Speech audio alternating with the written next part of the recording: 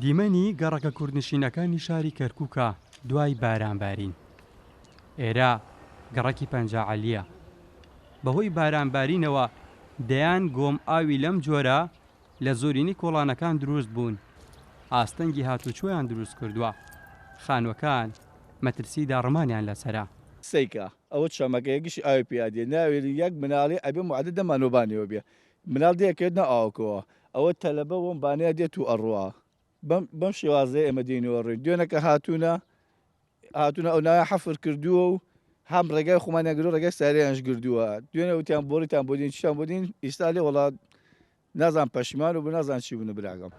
گەڕەکەکانی بارودخانە و فەیلق و پەنجاعەلی کە تەواوی دانیشتوانەکەی کوردنشینن نیگەرانن لە ئیدارەی شار و دەڵێن جیاوازی زۆر دەکرێت لە ئەنجامدانی پرۆژە خزمەتگوزاریەکان بۆ گەڕەکەکان.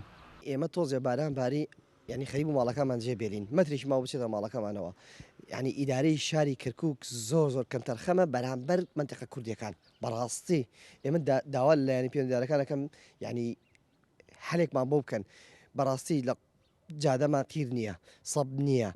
بەڕێوبەری شارەوانی کەرکووک دەڵێت ئەوان جیاوازی لە نێوان گەڕەکەکان ناکەن هەوڵیان داوە زۆرترین خزمەتگوزاری بگەێنن بە گەڕەکە تازە دروستکراوەکان بەڵام گەڕەکەکان زۆر فراوان بوون بۆ گەیاندنی پرۆژە پێیان پێویستیان بە بودجێ زیاترە.